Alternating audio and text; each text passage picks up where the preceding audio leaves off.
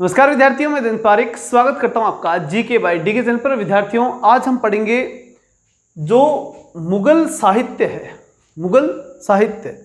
केवल आज की वीडियो में क्या पढ़ेंगे अपन? मुगल साहित्य। 3 टॉपिक है अपने सामने। ये टॉपिक ऐसा है जो हिस्ट्री का सबसे महत्वपूर्ण टॉपिक है आपके लिए, फर्स्ट ग्रेड के लिए। सबसे लेंदी भी है और सबसे उपयोगी भी है। उपयोगी इसलिए है कि ये हार्ड है, तो ध्यान रखिए, हार्ड को मैं सरल बना दूंगा, लेकिन इंपॉर्टेंट ये है कि इसको बहुत से विद्यार्थी छोड़ देते हैं या फिर इसमें समय लगता है तो ये अच्छे से याद नहीं हो पाता। इसलिए मैं 3 वीडियो लेके आऊँगा आपके सामने, एक मुगल साहित्य का, एक कला का और एक स्थापत्य का। 3 ही टॉपिक दे रखे हैं आपके मुगलों में। इनमें से एक क्वेश्चन तो या 2 या 3 आ सकते हैं, 1 2 3 कितने भी आ सकते हैं। क्वेश्चंस के लिए तो कुछ लिमिटेशन नहीं है, लेकिन ये टॉपिक थोड़ा सा आपको हार्ड लगता है, इसलिए इसके ऊपर थोड़ी मैंने एक्स्ट्रा मेहनत की है और आपके लिए जो है एक्स्ट्रा रूप से इसके अंदर कुछ ट्रिक्स ऐसी कि आपको पक्का याद हो जाएगा, इतना मुझे विश्वास है। आराम से आधे घंटे के लिए बैठ जाइए, पक्का आपको याद हो जाएगा, ये मान के चलिए। ठीक है, चलिए शुरू करते हैं। सबसे पहले हम बात करेंगे कि मुगल साहित्य की जब हम बात करते हैं तो साहित्य में 2-3 बातें आपको ध्यान रखनी है। एक बात कि हिंदी साहित्य, मुगल काल में हिंदी साहित्य का विकास हुआ। मुगल काल में संस्कृत साहित्य में भी किताबें लिखी गई और मुगल काल के अंदर सबसे महत्वपूर्ण बात जो हुई वो थी अनुवाद विभाग, यानी फारसी भाषा के अंदर मुगल साहित्य का अनुवाद। ये बड़ा महत्वपूर्ण था, फारसी भाषा में जो है वो अनुवाद किया गया। अब इसको समझना ध्यान से, थोड़ी गति रहेगी लेकिन ट्रिक के साथ रहेगी, ध्यान से देखिएगा। अगर आज आपने देख लिया तो ये कभी भी नहीं बोलोगे, तब मैं आपको विश्वास के साथ कहता हूँ। चलिए शुरू करते हैं। फारसी काव्य का ग्रीष्मकाल और द्वितीय शास्त्रीय और द्वितीय स्वर्ण युग कहते हैं इसको। तो फिर द्वितीय कहते हैं तो प्रथम कौन सा था? प्रथम गुप्त काल, जो हमने पहले पढ़ लिया, और दूसरा कौन सा हुआ? मुगल काल। ये शास्त्रीय स्वर्ण युग था, दूसरा स्वर्ण युग है। अब दूसरा जो साहित्य का स्वर्ण युग है, या ये कह सकते हैं संस्कृति का स्वर्ण युग भी कह सकते हैं इसे, ठीक है। तो इसमें फारसी काव्य का ग्रीष्मकाल कहा गया। क्यों कहा गया? क्योंकि इसमें ज्यादातर साहित्यों को फारसी भाषा में अनुवादित किया गया। मुगल ने, जो अकबर था, उस अकबर ने स्वयं अपने द्वारा एक विभाग बनाया गया और वो उस विभाग का नाम था अनुवाद विभाग। मतलब जितने भारतीय साहित्य थे ना, उनका फारसी में अनुवाद करना। अब देखते हैं, सबसे पहले इसके संस्थापक कौन थे? खुद अकबर था इसका संस्थापक, अध्यक्ष फैजी, ठीक है ना। अकबर जो था ना, उसने इन किताबों को अलग अलग फेज में क्या करवाया था? अनुवाद। इसलिए अध्यक्ष इसको बनवाया, फैजी को अध्यक्ष बनाया। तो फेज के कारण से क्या याद रखोगे? फैजी, ठीक है ना। अलग अलग फेज में बनवाया, इसका मतलब फैजी। अगली चीज उपाध्यक्ष। इसका उपाध्यक्ष कौन बना? तो अब्दुल रहीम खान खाना, इसका सहयोगी, यानी फैजी का सहयोगी। तो ये जो फेज में अलग अलग टुकड़ों में बनाया, मतलब साहित्य को अलग अलग टुकड़ों में खा गए, ठीक है। तभी वो खाए, तभी क्या हुआ? दूसरी भाषा में परिवर्तित हुए। तो खान खाना, ठीक है। उपाध्यक्ष कौन हुआ इसका? खान खाना। फिर भाषा मैंने बताया कि किस भाषा में करवा रहे थे? ये फारसी भाषा में अनुवाद करवा रहे थे। ये बहुत महत्वपूर्ण बात है। इन्होंने जितने भी ये जो सब लिखा है ना आपके सामने, ये सब फारसी भाषा में अनुवाद करवाए थे, ठीक है ना। तो भाषा कौन सी थी? फारसी। सबसे पहले देखेंगे हम प्रथम अनुवादित पुस्तक, फारसी भाषा में पहली अनुवादित पुस्तक कौन सी थी? तो 3 चीजें तो याद हो गई होंगी। अकबर इसका संस्थापक था, फैजी इसका अध्यक्ष था, खान खाना इसका उपाध्यक्ष था, और भाषा थी इसकी फारसी। प्रथम अनुवादित पुस्तक सिंहासन बत्तीसी, अथर्ववेद और बाइबल। ये 3 किताबें लगातार प्रथम रूप में, यानी एक ही टाइम में क्या की गई थी? अनुवाद की गई थी। तो तीनों को याद रखना है। तीनों को याद रखना है तो क्या? एक शब्द याद रखना है, SAB। SAB यानी सब, सारी किताबें हो गई, सब की सब किताबें हो गई, ठीक है। SAB यानी सब। सब से कैसे याद रहेगा? S का मतलब हो गया सिंहासन बत्तीसी, A का मतलब हो गया अथर्ववेद और B का मतलब हो गया बाइबिल। तो 3 किताबों को ना, सिंहासन बत्तीसी, अथर्ववेद और बाइबिल। तो सब किताबें इसी समय पर क्या हुई थी? फारसी में अनुवादित हुई। अब एक सिंहासन बत्तीसी का एक ट्रिकली ध्यान रखना है, क्या कि देखो सिंहासन बत्तीसी था ना, उस सिंहासन के ऊपर एक खीरा रख दिया, खाने वाला खीरा होता ना एक फल के रूप में, खीरा, ठीक है। तो सिंहासन पे क्या रख दिया? फल रख दिया। अब वो फल जो था यानी खीरा रख दिया। अब वो जो खीरा रखा गया उसमें क्या आने लग गई? बदबू आने लग गई। तो बदायूनी, काफी दिन हो गए पड़े पड़े, तो बदबू तो आएगी, तो बदायूनी। तो ध्यान रखना, सिंहासन पे जब खीरा रखा तो सिंहासन पर क्या आने लग गई? बदबू आने लग गई। मतलब सिंहासन बत्तीसी को नामाए खिराद अफजा के नाम से, यानी खिराद अफजा के नाम से अनुवादित किया गया।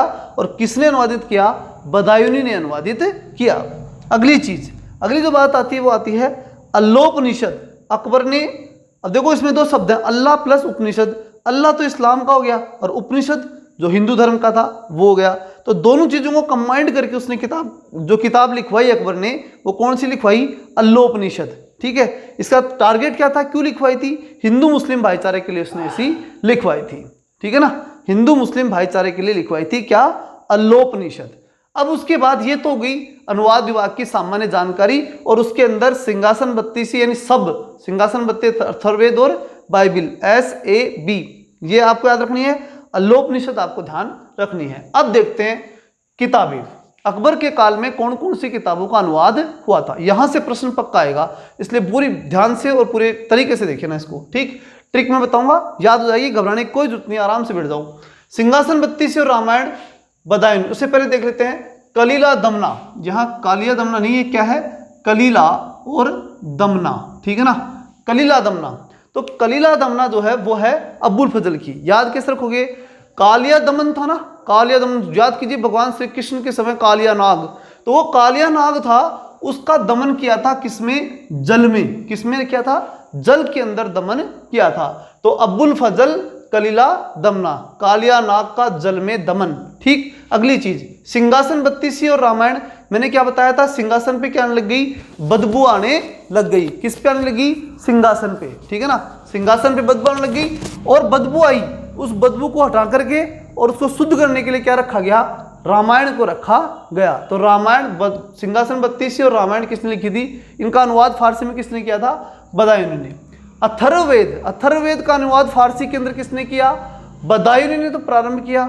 और सर हिंदी, ठीक है ना, सर हिंदी यानी इब्राहिम सर हिंदी जो थे उन्होंने उसको पूरा किया फारसी भाषा में। तो अथर्ववेद को तो याद कैसे रखोगे?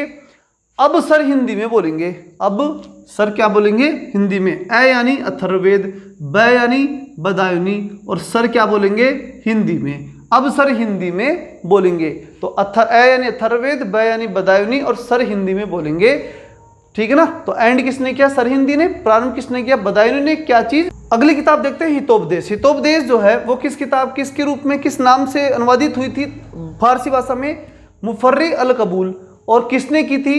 ताजुल माली ने। याद कैसे रखोगे कि माली जो है ना वो ताजा सब्जी बेचेगा, ताजुल माली। ठीक है ना, ताजा सब्जी बेचने वाला माली, वो हमेशा क्या है? सबके हित में काम करता है। हितोपदेश सबके हित के लिए बढ़िया है, खुद के लिए, माली के लिए भी और आम आदमी के लिए भी। ठीक है ना, अब ये बात हम सब क्या करते हैं? कबूल करते हैं। हम सब कबूल करते हैं इस बात को, हम सब मानते हैं इस बात को कि ताज़ा सब्जी अगर माली बेचेगा तो सबका हित होगा, और ये बात हम कबूल करते हैं। मतलब हितोपदेश का मुफर्रिल कबूल के नाम से अनुवाद हुआ और ताजुल माली ने अनुवाद किया था।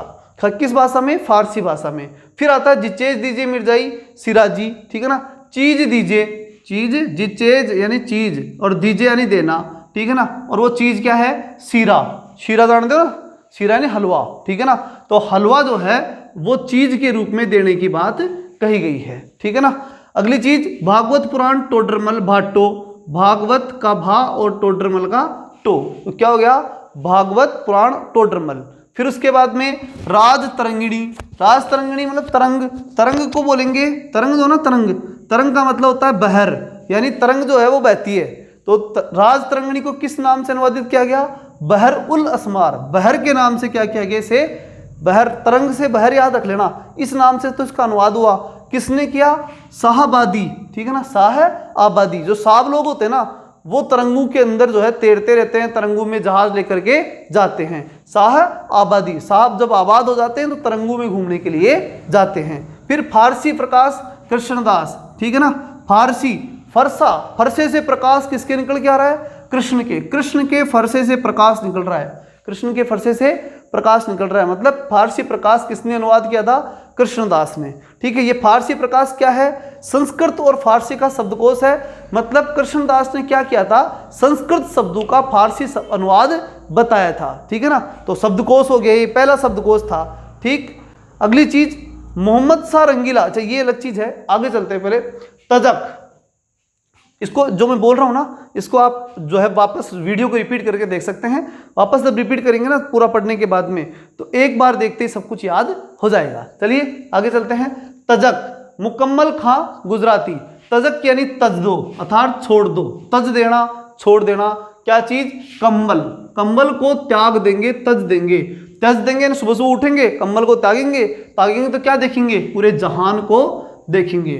तजक, मुकम्मल और जहान, मतलब तजक जो है जहान एक जफर के नाम से अनुवादित की गई और किसने की थी, मुकम्मल खां गुजराती ने इसका अनुवाद किया था। मजमुल बुल्दान, मुनव्वर और कासिम, ठीक है, मुन्ना जो था उसने कसम खाई थी क्या, कि मजा लेके रहूंगा, मजमुल बुल्दान, ठीक है ना, मजा लेकर के रहूंगा, ठीक है, ऐसे याद रखना, क्या रखोगे, मुन्ना ने कसम खाई कि मजे लेंगे, मजमुल बुल्दान। फिर उसके बाद में आती है हरिवंश, मौलाना शेरी, हरि जो है ना, हरि क्या थे, शेर पर बैठ करके आए थे, हरि यानी भगवान, और भगवान किस पे बैठे हैं, शेर पे, ऐसे आपको याद रखना है, हरि शेरी, ठीक है ना, हरि से शेरी। फिर उसके बाद में लीलावती, नल दमयंती और योग वशिष्ठ, ये किसकी है, फेजी की, ठीक है, लीलावती गणित की किताब है, ठीक है ना, और नल दमयंती योग वशिष्ठ। अब हुआ क्या वो सुन लो, देखो लीला जो थी वो पानी भरने गई थी, किस पे, नल पे, ठीक, नल पे पानी गई, लेकिन उस समय क्या था, बिजली का फेज उड़ा हुआ था, फेज जानते हो ना, बिजली जब आती है उसके फेज उड़ गए थे, और जब फेज उड़े हुए थे तो पानी में नहीं आ रहा था, तो सुबह सुबह क्या करे, तो लीला ने क्या किया, योग किया, तो लीला पानी भरने गई थी नल पे, फेज उड़ गए, इसलिए वहां क्या किया, योग, मतलब लीलावती, नल दमयंती, योग वशिष्ठ किसकी किताब है, फेजी की किताब है, और लीलावती किसकी किताब है, गणित भाषा में लिखी गई किताब है, ठीक है। आगे चलते हैं, पंचतंत्र, अनवार ए सुहेली, पंचतंत्र किस किस नाम से अनुवादित की गई, अनवार ए सुहेली के नाम से, और किसने की थी, अब्बुल फजल ने, ठीक है। अब सुनिए, अब इसके अंदर क्या है, पंचतंत्र, पंचतंत्र यानी 5 लोगों को लेकर के या 5 सहेलियों को लेकर के, सुहेली यानी सहेली, 5 सहेलियों को लेकर के एक लड़की या एक महिला जो है वो कहाँ जाती है, जल में यानी जहाज में या कहीं पर भी जाती है जहाँ जल में खेलने के लिए, जल में क्रीड़ा करने के लिए, ठीक है ना, 5 सहेलियों को लेकर के, और महिला कहाँ जाती है, जल लेने के लिए जाती है या पानी भरने के लिए जाती है, ऐसा भी याद रख सकते हो, ठीक है ना, ये भी बड़ी ट्रिक रहेगी, 5 सहेलियों को लेकर जल भरने जाती है। तो पंचतंत्र का अनुवाद सुहेली के रूप में हुआ और अब्बुल फजल ने अनुवाद किया था। महाभारत की अगर हम बात करें तो बदायूनी, नकीब खान, सुल्तान थानेश्वरी और शेरी, इन सब ने मिलकर के, ये बहुत महत्वपूर्ण है, ये प्रश्न एग्जाम में आएगा, महाभारत का ध्यान रखना आप, ठीक है ना, किसका, महाभारत का। और एक पंचतंत्र भी बहुत महत्वपूर्ण है, ठीक है ना, पंचतंत्र का अनुवाद विभाग ने किस रूप में करवाया था, अनवार सुहेली के रूप में, और अब्बुल फजल ने इसका अनुवाद किया था। इसी प्रकार महाभारत बहुत महत्वपूर्ण है, महाभारत का अनुवाद भी जो है अकबर के काल में बहुत बड़ी घटना थी, और उसको किस नाम से, रज्जम नामा के नाम से तो अनुवाद करवाया, और किसने अनुवाद किया था, बदायूनी, नकीब खां, सुल्तान थानेश्वरी और शेरी। तो याद क्या रखोगे कि जब महाभारत कहाँ हुई, महाभारत हुई थाने में, सुल्तान थानेश्वरी, थाने में कौन बैठा था, थानादार यानी शेर, शेरी और थानेश्वर, ठीक है ना, थाने में कौन बैठा था, शेर बैठा था, थानादार, ठीक है। और बाहर से आए बदमाश, तो बदायूनी बदमाश, और नकीब क्या लगा के आए, नकाब लगा करके बदमाश आए, तो नकाब लगा के बदमाश आए, थाने में पहले से कौन बैठा था, शेर बैठा था, और वहां आपस में बदमाशों के और थानेदार के बीच में क्या हो गई, महाभारत हो गई, क्या हो गई, महाभारत, ठीक है, याद हो गया होगा अच्छी तरह से, कोई दिक्कत नहीं आएगी। अगली बात है मोहम्मद शाह रंगीला, सवाई जयसिंह की, यहाँ ये क्या बात करना चाहता है वो सुन लो। देखो जब ये महाभारत लिखी थी ना, अनुवाद कर दी फारसी भाषा में, उसके बाद क्या होता है कि नादिर शाह का आक्रमण होता है भारत पे, क्या होता है, नादिर शाह का आक्रमण। नादिर शाह के आक्रमण के समय मोहम्मद शाह रंगीला ने रज्जमनामा यानी ये महाभारत किसको दे दी थी, जय सिंह को दे दी थी, किसको, जय सिंह को, ठीक। तो याद रखना इस बात को, सवाई जय सिंह, सवाई ताकत देख करके, भाई खुद से ज्यादा सवाई क्या है, ताकत है, रंगीले से ज्यादा किसमें ताकत थी, सवाई जय सिंह में, ऐसे मान करके, और उसने इसको दे दी सवाई जय सिंह को, क्या दी थी, महाभारत। अब बात आती है कि इस महाभारत की किताब थी ना, उसकी प्रस्तावना किसने लिखी थी, अब्बुल फजल। प्रस्तावना शुरू करने से पहले हाथ किससे जोड़ेंगे, जल से, अब्बुल फजल। फिर उसके बाद चित्रांगन दशावन, इस किताब पे कितने चित्र थे, 10 चित्र थे, ठीक है। और पर्यवेक्षण यानी चित्रों को बनाते समय किसने इसका पर्यवेक्षण कैसे देखा, एक शरीफ आदमी आया और उसने देखा, क्योंकि बदमाश था तो कह देता कि बढ़िया नहीं बना रहा, लेकिन शरीफ आदमी था और उसने देख लिया, क्या देखा कि चित्र कैसे बन रहे हैं, क्या बन रहे हैं, तो 10 चित्र बन रहे थे। जल से हाथ धो करके प्रस्तावना लिखी गई थी और शरीफ आदमी ने इसका पर्यवेक्षण किया था, किसका, महाभारत का। आगे चलते हैं, शाहजहां के समय फारसी में अनुवादित पुस्तकें। अब ये तो बात थी अकबर के समय की फारसी में अनुवादित पुस्तकें। अब बात किसकी करेंगे अपन, शाहजहां के समय जो अनुवादित पुस्तकें थी वो कौन सी थी। देखना, प्रबोध चंद्रोदय गुलजार ए हाल, प्रबोध चंद्रोदय किसकी, गुलजार ए हाल, ठीक है। किसने लिखी थी, बनवाली ने। याद क्या रखना है, चंद्रमा उदय हुआ, प्रबोध चंद्रोदय, आकाश में चंद्रमा उदय हुआ और चारों तरफ से जब हम उस चंद्रमा को देखने के लिए रात्रि में गए तो चारों तरफ का वातावरण कैसा हो रहा था, गुलजार हो रहा था। तो चंद्रमा की जगह हमेशा वातावरण कैसा रहता है, गुलजार रहता है, बहुत अच्छा रहता है। और वहां पर जब हम छत पे जाकर के देखते हैं तो चारों तरफ क्या दिखता है हमारे को, वन दिखता है, वन चारों तरफ बिखरे हुए दिखाई देते हैं। तो चंद्रमा के समय गुलजार दिखता है और क्या दिखता है, वन गुलजार दिखते हैं। फिर उसके बाद रामायण, रामायण के अंदर जब रावण जो है वो सीता का हरण कर लेता है, इसलिए जो अरबी भाषा के, जो फारसी भाषा के लेखक थे उनको तो इतना मालूम था कि इसमें क्या होता है, इस किताब में हरण होता है।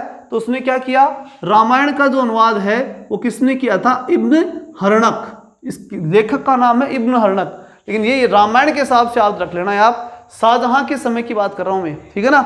इससे पहले इन सब किताबों का ज़्यादातर का अनुवाद कहाँ हो चुका था, अकबर के काल में। लेकिन इन्हीं किताबों का अनुवाद फिर और किसने करवाया था, शाहजहां ने भी फारसी भाषा में उन्हें लिखवाया था। तो रामायण का इब्न हरणक के रूप में, ठीक है ना, इब्न हरणक ने रामायण का क्या किया था, फारसी भाषा में शाहजहां के समय अनुवाद किया था। फिर उसके बाद में बाबरनामा का अबुल तालिब तुर्तबी, ठीक है ना, बाबरनामा का अनुवाद किसने किया था फारसी भाषा में, अबू तालिब ने, ठीक है ना। तो बाबर की हर बात को देख करके कौन ताली बजा रहा था, अबू तालिब। तालिब क्या बजाता था, ताली बजा रहा था। तो बाबा या बाबर जो है उसकी बातों को देख करके फारसी लोग क्या बजाते हैं, ताली। फिर उसके बाद बीज गणित, बीज गणित यानी बीज गणित का मतलब संख्या में क्या कटती है, रशीद। बीज गणित में रशीद काट दी, ठीक है ना। रशीद कैसे काटी, बीज गणित में, मतलब अब्दुल रशीदी ने बीज गणित को फारसी में अनुवाद किया था। उसके बाद भगवत गीता और योग वशिष्ठ का जहांगीर के समय अनुवाद किसने करवाया, दारा शिकोह ने, ठीक है ना। दारा शिकोह ने अनुवाद कराया किससे, ब्राह्मणों के सहयोग से, ठीक है ना। ये ध्यान रखना, भगवत गीता योग वशिष्ठ का अनुवाद पहले हो चुका है, ठीक है ना। भगवत गीता और योग वशिष्ठ इन दोनों का अनुवाद किसने करवाया था, अकबर ने करवाया था, सबसे पहले ही करवा दिया था, ठीक है। इन चीजों का आपको ध्यान रखना है जो मैंने भी ट्रिक के रूप में बताई थी, याद कर लेना। फिर बात आती है चंद्रभान ब्राह्मण, ठीक है। चंद्रभान ब्राह्मण पर्शियन में साहित्यिक कुशलता प्राप्त करने वाला प्रथम हिंदू था। फारसी भाषा में साहित्य की कुशलता प्राप्त करने वाला पहला हिंदू कौन था, चंद्रभान ब्राह्मण, ठीक है ना। ये याद रखना, बहुत महत्वपूर्ण है ये भी। चंद्रभान ब्राह्मण भी पर्शियन यानी पारसी भाषा में पहली बार क्या की थी, इसने कुशलता प्राप्त की थी। प्रथम हिंदू था ये पारसी भाषा में कुशलता प्राप्त करने वाला। अब्बुल फजल की शैली को मिलाकर इस आदमी ने, चंद्रभान ने अब्बुल फजल यानी जल को मिलाकर के क्या बना दिया, नई शैली बना दी। किसने, चंद्रभान ने, यानी चंद्रमा ने जल को मिलाया और नई शैली बन गई। फिर मुगल काल के अंदर फारसी भाषा की दो शैलियाँ थी। मुगल काल में फारसी भाषा की कितनी शैलियाँ थी, दो। पहली शैली थी भारतीय शैली और दूसरी थी ईरानी शैली। भारतीय शैली की बात करते हैं तो इसके प्रवर्तक थे अब्बुल फजल, ठीक है ना। जो फारसी शैली की बात कर रहा हूं मैं, फारसी शैली में भारतीय शैली और ईरानी शैली दो शैली थी। भारतीय शैली यानी यहाँ आने के बाद जो फारसी शैली में मिक्स हुआ ना, वो तो क्या बन गई, फारसी, भारतीय फारसी, और जो वैसी की वैसी रही लगभग, वो कौन सी रही, ईरानी फारसी। तो देखते हैं अपन, भारतीय फारसी की बात करें तो अब्बुल फजल इसके प्रवर्तक थे, क्योंकि उसने यहाँ पर बहुत काम किया था। तो भारत वालों को मिक्स कर लिया और फारसी भी मिक्स कर ली, तो जल में सब कुछ मिक्स हो जाता है, ठीक है ना। तो उसने फजल ने भारतीय में क्या कर दी, फारसी भाषा मिक्स कर दी।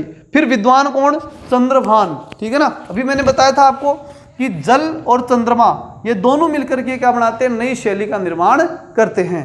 तो विद्वान चंद्रभान ब्राह्मण था, किस शैली का, भारतीय फारसी शैली का। तो प्रवर्तक तो था अब्बुल फजल और विद्वान में प्रमुख रूप से चंद्रभान ब्राह्मण। फिर वारिस, स्वालेह और लाहौरी। अब ब्राह्मण का जो वारिस होता है ना, ब्राह्मण का वारिस वो हमेशा स्वाहा ही बोलेगा, कोई भी यज्ञ करे स्वाहा, ठीक है ना। ब्राह्मण का जो वारिस होगा वो तो स्वाहा ही बोलेगा, चाहे उसको लाहौर ले जाओ, कहाँ ले जाओ, लाहौर यानी पाकिस्तान मुसलमानों के इलाके में ले जाओ, वो तो ब्राह्मण है, वो तो ये बोलेगा क्या, स्वाहा, ठीक है। तो वारिस क्या बोलेगा, स्वाहा बोलेगा, यानी स्वाले है, वारिस और लाहौरी, ये तीन, ये और चंद्रभान ब्राह्मण, ठीक है ना। ये सब क्या थे, इसके विद्वान थे अबुल फजल क्या था यहाँ पर, इसका प्रवर्तक था। ठीक, उसके बाद ईरानी फारसी शैली की हम बात करें तो कजवीनी और तबातबाई, कजवीनी और तबातबाई यानी बार बार कज को पकड़े, कज होते हैं ना, जो शर्ट के कज बटन होते हैं, तो बार बार कज को, जैसे मैं पकड़ रहा हूँ, आज देखा होगा आपने कि ये खराब हो रहा है आज, तो मैं बार बार क्या पकड़ रहा हूँ, कज। ठीक है, तो कजवीनी और तबातबाई यानी बार बार कज पकड़े, ठीक है ना, तो वो शैली कौन सी हो गई, ईरानी फारसी शैली। ठीक है ना, ईरानी फारसी शैली, इस बात को आप यहाँ पे याद रख लेना।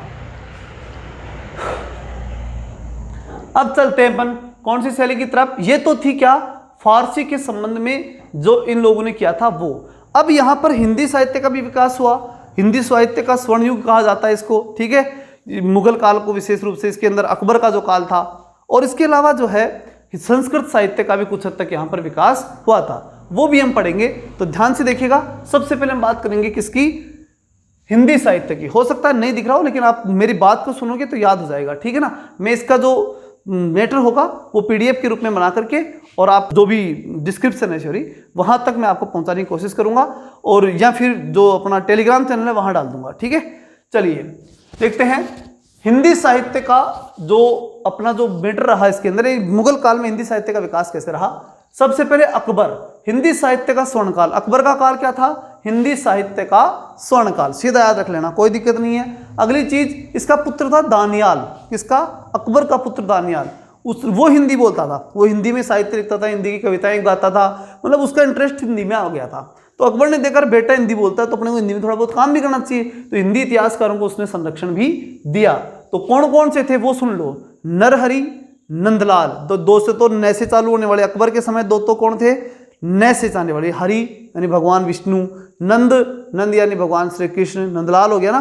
तो नरहरि, नंददास, विठल दास, और जो नंददास के भगवान कृष्ण के जो अनुयायी थे उनमें सबसे प्रसिद्ध था अष्टछाप कवि मंडल के लिए विठल दास। विठल दास को याद रखना आप। ठाला लोग वही भगवान की पूजा करने वाले कौन होते हैं, जो एकदम फ्री होते हैं, वो आराम से भगवान किया कर लेते हैं पूजा, तो अन्यथा न ले, लेकिन एक ट्रिक के रूप में याद रख सकते हैं विठल।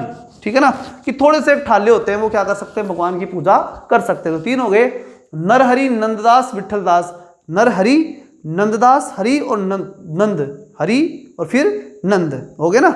एक तो नर और हरि, नर हरि यानी भगवान विष्णु, फिर नंददास, तीसरा विठल दास, विठल दास यानी ठाले उनके जो शिष्य वो, फिर तुलसीदास, तुलसीदास तो भगवान के हमेशा क्या रहे, जो अनुयायी रहे। और ध्यान रखना, अकबर के समय का सबसे महत्वपूर्ण व्यक्ति था कौन, तुलसीदास, हिंदी साहित्य के अंदर। ठीक है ना, तुलसीदास के अलावा केशवदास, केशवदास भी बहुत महत्वपूर्ण थे। ठीक है ना, केशव भगवान श्री कृष्ण, ठीक है ना, केशव का नाम है। फिर कुंभन दास, ठीक है, कुंभ के अंदर, कुंभ का मेला भी यहाँ पर है, कौन, कहाँ पे, अकबर के समय। तो कौन कौन चीजें हुई, वापस से सुन लो, अकबर के समय के हिंदी साहित्य के साहित्यकार। ठीक है, नरहरि, नंददास, विठल दास। ठीक है ना, तीन तो ये हो गए। उसके बाद में अपन बात किसकी की, तुलसीदास, केशवदास और कुंभन दास। ठीक है ना, तीन ये हो गए, 6 व्यक्ति थे।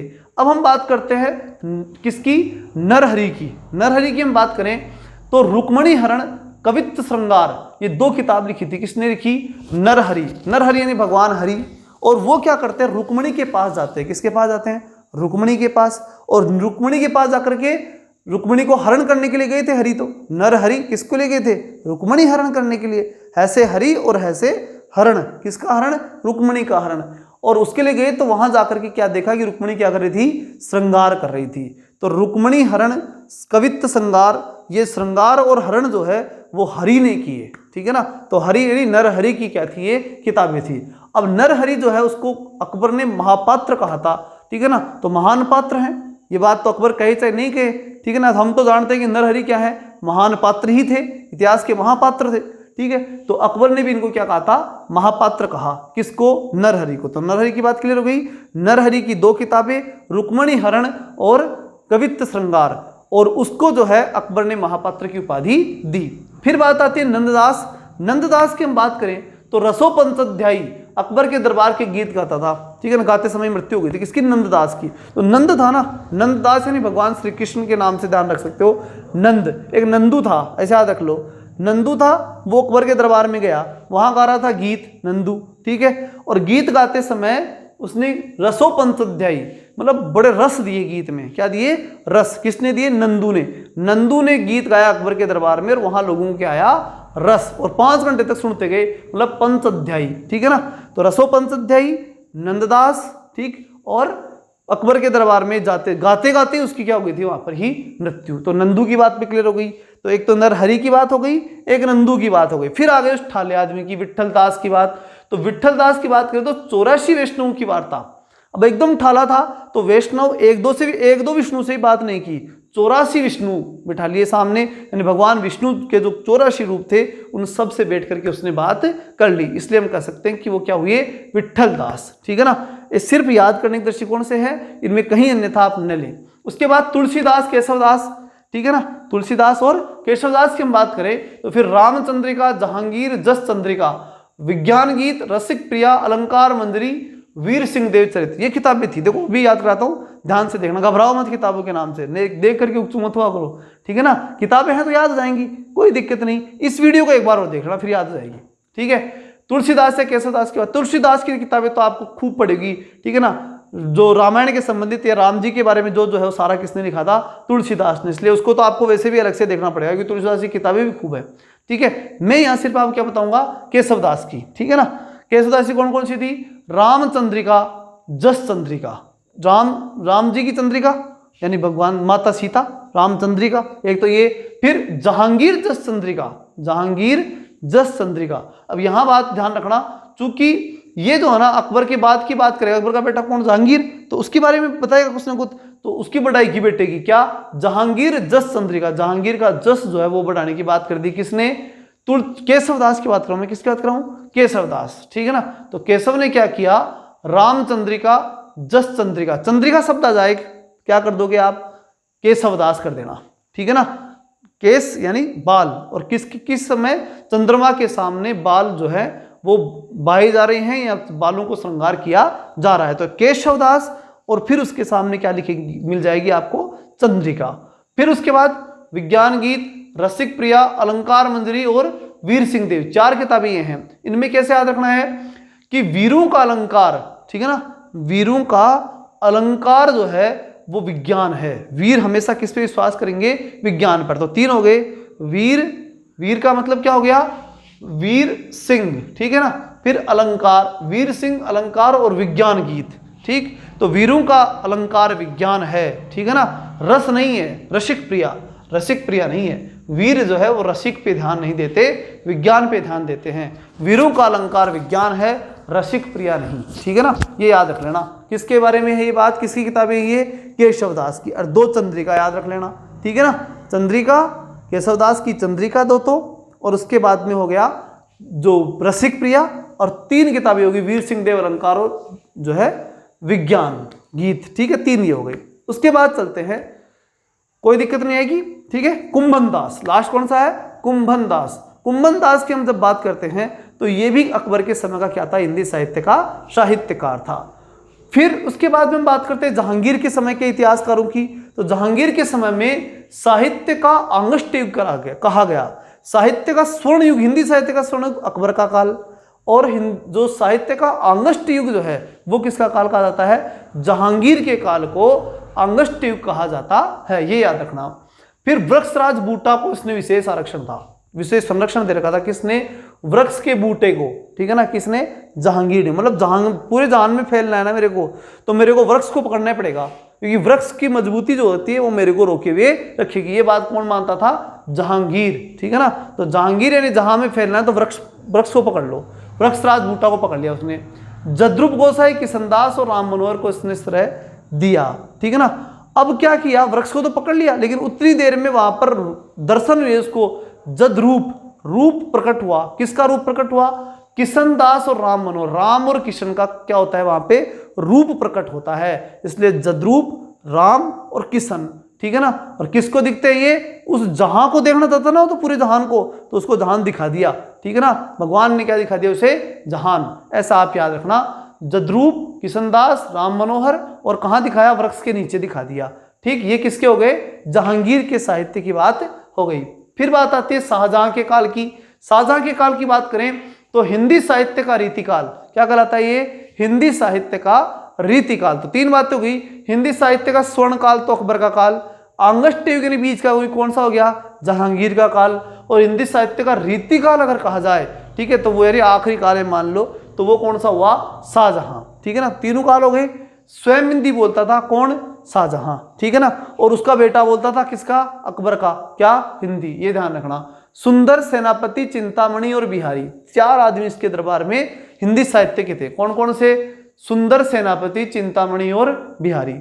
सुंदर सी चिंता करता है सेनापति, ठीक है ना, साहब जो होते हैं ना, साहब यानी जो शासक है, साहब यानी शासक, और शासक की सुंदर सी चिंता कौन करेगा, सेनापति करेगा। सुंदर सी चिंता सेनापति करेगा, मतलब सुंदर, चिंतामणि, सेनापति, ये तीन जो हैं वो कवि या ये कह सकते हैं हिंदी साहित्य के साहित्यकार किसके दरबार में रहते थे, शाहजहां के दरबार में रहते थे। सुंदर की बात कर लेते हैं अब। सुंदर ने कौन कौन सी किताब लिखी, सुंदर श्रृंगार, 12 मासा, सिंहासन बत्तीसी, ये सब किसने लिखी थी, शाहजहां के समय पर सुंदर ने लिखी थी। याद कैसे रखेंगे वो देखो, क्या, सिंहासन बत्तीसी, 12 मासा और सुंदर श्रृंगार। तो सुंदर श्रृंगार किए हुए था कौन, सिंहासन बत्तीसी। सिंहासन बत्तीसी जो ना वो 12 महीने सुंदर श्रृंगार में रहती थी, तो इसलिए वो क्या दिखता था, सुंदर दिखता था। कौन दिखता था, सिंहासन बत्तीसी। वापस सुन लो, सिंहासन बत्तीसी 12 महीने श्रृंगार करके रखी जाती थी, इसलिए वो क्या दिखती थी, सुंदर दिखती थी। इसलिए शाहजहां के समय सहसे शाहजहां, सहसे सुंदर, ठीक। तो सुंदर था, और सुंदर ने कौन कौन सी किताबें लिखी, सुंदर श्रृंगार, 12 मासा और सिंहासन बत्तीसी। ट्रिक मैंने बता दी कि सिंहासन 12 महीने श्रृंगार किए हुए रखा जाता था। शाहजहां ने महाकविराय की उपाधि, शाहजहां के समय शाहजहां ने सुंदर को क्या दी, महाकविराय की उपाधि, ठीक है ना, इस बात को ध्यान रखना। ये क्या दी थी, महाकविराय, कविराय भी नहीं, क्या, महाकविराय की उपाधि से दी थी। फिर उसके बाद में सेनापति, सुंदर की तो बात हो गई, सुंदर, सहजे शाहजहां और महाकवि राय, ठीक। उसके बाद सेनापति, सेनापति की हम बात करें, कवित्र रत्नाकर और प्रकृति प्रेमी था। सेनापति क्या था, सेनापति वैसे सेना का प्रेमी था, लेकिन फिर भी कैसा था, प्रकृति को प्रेम फिर भी करता था। फिर 17वीं शताब्दी के अंदर, 17वीं शताब्दी में का वर्ड्सवर्थ इसे कहा जाता था, क्योंकि ये हिंदी साहित्य का मतलब एक अच्छा जानकार व्यक्ति था। तो वर्ड्सवर्थ किसे कहा गया, हिंदी साहित्य का जो सेनापति को हिंदी साहित्य का वर्ड्सवर्थ कहा गया। प्रकृति प्रेमी था, कवित्र रत्नाकर के नाम से इसे जाना जाता था। कवियों के लिए ये सेनापति रत्न ही था, ठीक है ना, क्योंकि वही कवियों को कौन बचाएगा, सेनापति बचाएगा, इसलिए कवित्र रत्नाकर सेनापति। कवियों के लिए रत्न कौन हुआ, सेनापति। ये प्रकृति प्रेमी है। 17वीं शताब्दी के अंदर वर्ड्सवर्थ इसे कहा, 17वीं शताब्दी का वर्ड्सवर्थ, 17वीं शताब्दी चल रही थी वो, और उस समय का ये वर्ड्सवर्थ कहा गया कौन, सेनापति। सेनापति के एक वर्ड जानता है। आगे चलते हैं चिंतामणि छंद विचार नामक पिंगल ग्रंथ।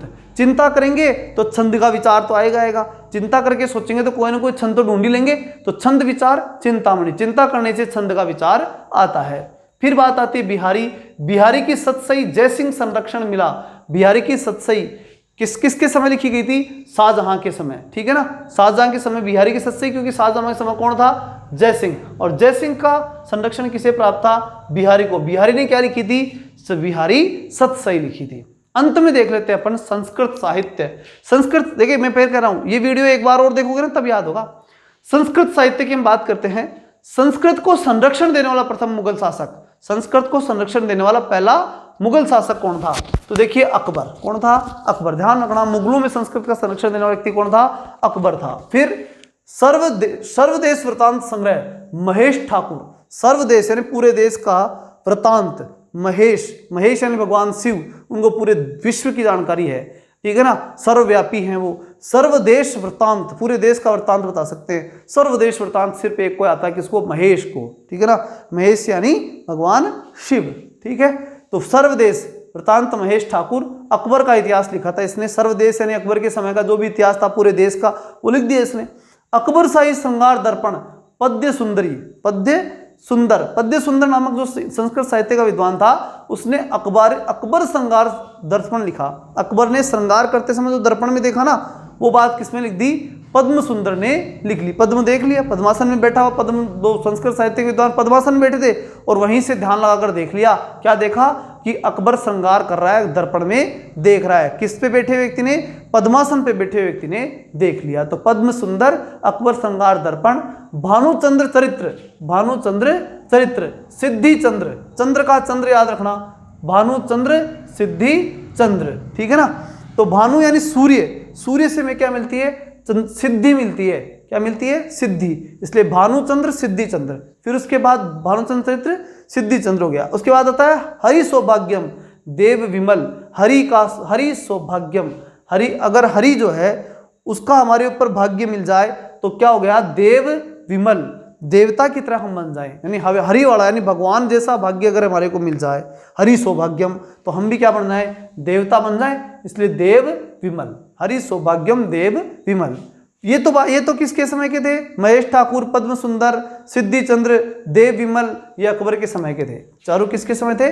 महेश, जिसको पूरा देश दिखता था, फिर पद्य सुंदर, इसको अकबर दर्पण में दिखता था, फिर उसके बाद में सिद्धि चंद्र, सिद्धि भानु से मिलती है, फिर देव विमल, देवता कब बन जाएंगे? जब हरि की तरह सौभाग्य होगा। फिर ये तो बात होगी किसकी? अकबर के समय की।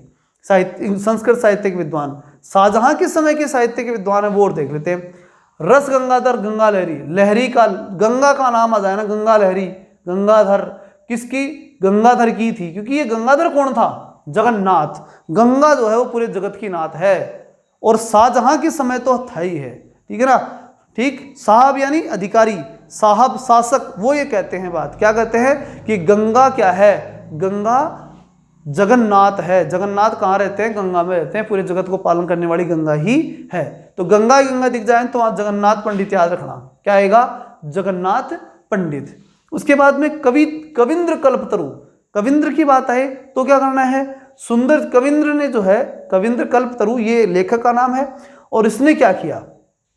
इसने सुंदर, चिंतामणि और कविंद्राचार्य, इन तीनों ने मिलकर के कविंद्र कल्पतरु यानी कविंद्र की कल्पना लिखी। और कविंद्र की कल्पना में कविंद्र तो लिख ही रहा था, कौन कौन और थे उसके साथ शामिल? सुंदर और चिंतामणि। अब याद करो सुंदर चिंतामणि कौन थे?